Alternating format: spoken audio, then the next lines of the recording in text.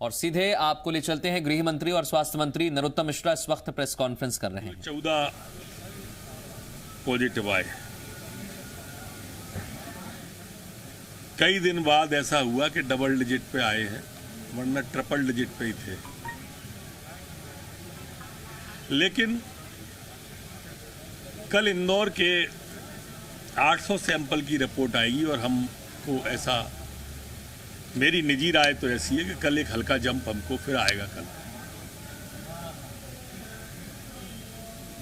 लेकिन अच्छी बात यह है कि ये सब वही रिपोर्टें हैं जो लोग हमने क्वारंटाइन करके रखे हुए हैं, हमारी निगरानी में है, हमारे इलाज में है, हमारी व्यवस्था में है। इसलिए चिंता जैसी कोई बात नहीं है। हमने अभी तक 32,000 सैंपल उसके लिए भेजे थे जांच के लिए, जिसमें से 28,000 की रिपोर्ट हमारे पास आ चुकी है।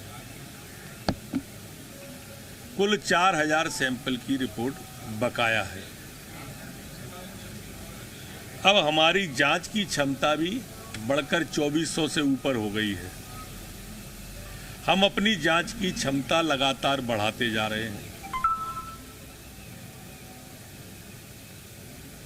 और हमारी मान्यता है कि हम बहुत जल्दी जांच के क्षेत्र में भी लंबा जंप करेंगे।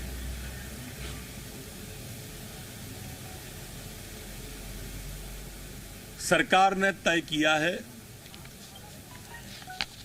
एक वरिष्ठ आईएएस अधिकारी, एक वरिष्ठ स्वास्थ्य का अधिकारी, सीएमएचओ या सिविल सर्जन से ऊपर का, प्रशासनिक क्षेत्र का आवश्यकता होगी तो प्रशासनिक क्षेत्र के अधिकारी,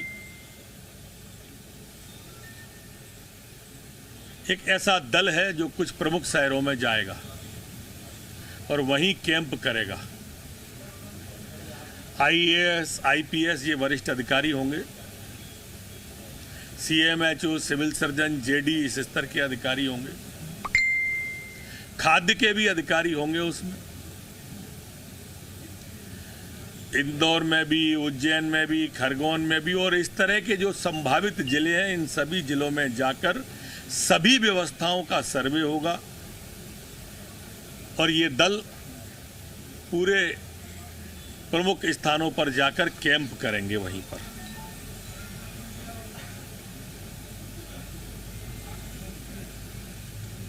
जो बारीक स्क्रूटनी है वो भी करेंगे, अन्य रिपोर्टें हैं वो भी लेंगे, लेकिन कैसे भी हमें इसे हराना है।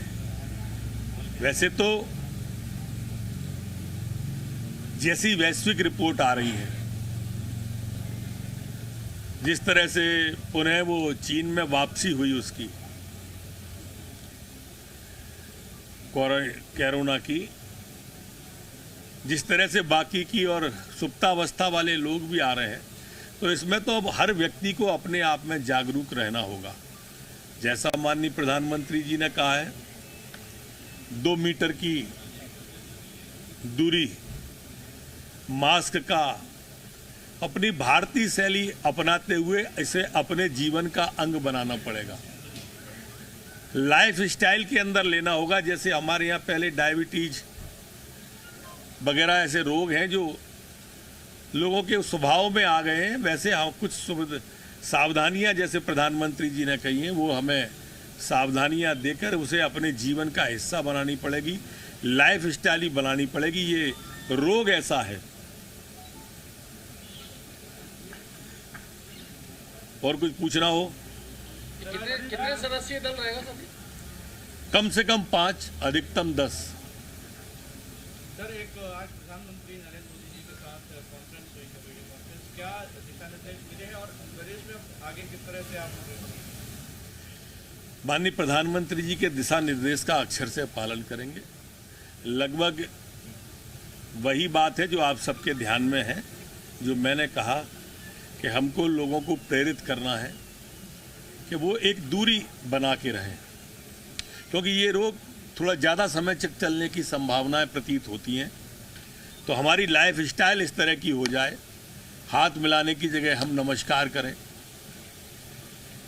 घर में हम जब पूर्व हमारी संस्कृति थी, अपन घर के अंदर जाते थे तो दरवाजे के बाहर पगरखी उतारते थे, जूते उतारते थे।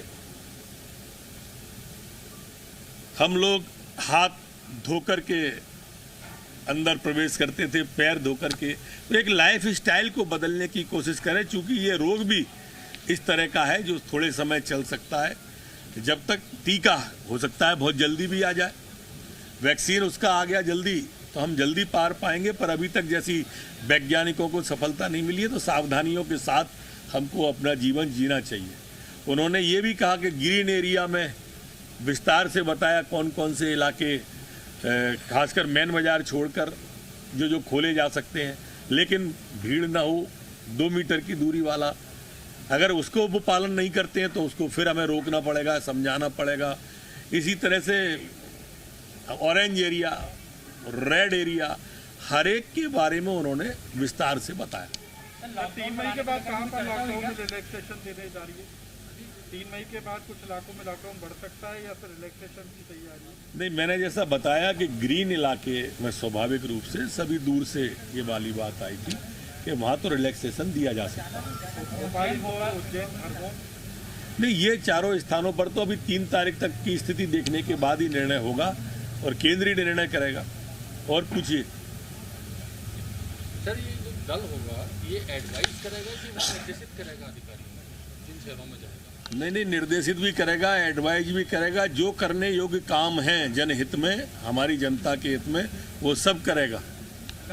औपचारिकता पूरी करने नहीं जा रहे। बहुत अच्छा सवाल किया काले जी। प्लाज्मा थेरेपी हमने आज से 4 दिन पहले, जब 5 दिन पहले माननीय केंद्रीय स्वास्थ्य मंत्री हर्षवर्धन जी से निवेदन किया था, जब कॉन्फ्रेंस पे मेरी उनसे चर्चा हुई थी, तो मैंने कहा था कि मध्य प्रदेश प्लाज्मा थेरेपी को तैयार है। और उन्होंने कहा था कि आप तो ऑनलाइन आवेदन कराओ, हम अनुमति दे रहे हैं। और उन्होंने अनुमति दी। मैंने उनको धन्यवाद भी किया कल ट्वीट पे, परसों। और हमारे यहाँ सफल परसों प्रयोग भी हुए। आज भी जब प्रधानमंत्री जी की कॉन्फ्रेंस हुई तब प्लाज्मा थेरेपी के बारे में विषय आया था, और उसमें उन्होंने कहा था कि इसके परिणाम आने के बाद हम इस पर नीति बनाएंगे। और हमें लगता है कि जो हमारे यहाँ प्रयोग हुए हैं उसके परिणाम पॉजिटिव ही आएंगे और हम सफल होंगे और हम होंगे कामयाब। कितने लोगों पे प्लाज्मा थेरेपी है? कितने लोगों पे ट्रायल हुआ है? 2 लोगों पे अभी किया है, 2 पे और करने जा रहे हैं। तो ये सिलसिला चलता रहेगा मध्य प्रदेश के अंदर। परिणाम आते ही नीति उस पर बनेगी और मध्य प्रदेश प्रथम रहेगा, ऐसा हमें लगता है। प्रवासी मजदूरों को लेकर कोई चर्चा? उनको लेने के बारे में माननीय मुख्यमंत्री जी कल कह चुके हैं कि उनको लाने के सारे प्रबंध और व्यवस्थाएं की जाएंगी। जीवन अमृत योजना भी शुरू की थी आपने? जीवन अमृत योजना? जीवन अमृत योजना की आवश्यकता नहीं है। योजना वही है जो प्रधानमंत्री जी ने ऐप डाउनलोड किया है, वही ऐप के बारे में कहा था। काढ़ा बांटने की, काढ़ा 1 करोड़ लोगों को कहा है ना बांटने का, अमृत योजना में। वो अमृत योजना वो राज्य की है या प्रधानमंत्री जी पूछ रहे थे क्या? राज्य ये काढ़ा है, ये काढ़ा है। ये काढ़े को सभी लोगों को, मैं तो आप सबसे भी आग्रह करूंगा, मैंने भी उसको पीता हूँ, आप लोग भी पिए और बड़े फायदे। और आपको स्वयं को भी 1-2 बार पीने के बाद चाय पीने की इच्छा नहीं होगी, इसी को पीने की इच्छा होगी। ऐसा मैंने खुद ने अनुभव किया है। मैं अपने अनुभव के आधार से आपसे प्रार्थना कर रहा हूँ, निवेदन कर रहा हूँ। सर, एक मोदी जी ने बोला है कि अब इसको कोरोना वायरस को लेकर लंबी लड़ाई चलना है, तो क्या हम लॉन्ग पीरियड के कोई प्लान अब तैयार कर रहे हैं कि कैसे प्रदेश आगे काम करेगा, क्या होगा? एक बार 3 तारीख के बाद का जैसा स्थिति बनती है उसके बाद अपन बात करते हैं इसकी। सर, ग्वालियर चंबल क्षेत्र में 16 सीटों में चुनाव है, बीजेपी की तरफ से क्या तैयारी है? भारतीय जनता पार्टी तो 12 महीने अपने कार्यकर्ता के संपर्क में रहती है, तैयारी की आवश्यकता नहीं है। कांग्रेस तैयारी की सोचे वो सब बिगाड़ के गई है, किसान को धोखा दे के गई है, नौजवान को धोखा दे के गई है। वो सोचें, अभी तो हम करुणा की सोच रहे हैं। राजनीति करने की वो सोचें जिन्हें अपनी पड़ी हो। हमको तो अपनी प्राणों से प्यारी जनता की पड़ी है। अभी तो हम जनता की सोच रहे हैं। सर, इंदौर में निजी में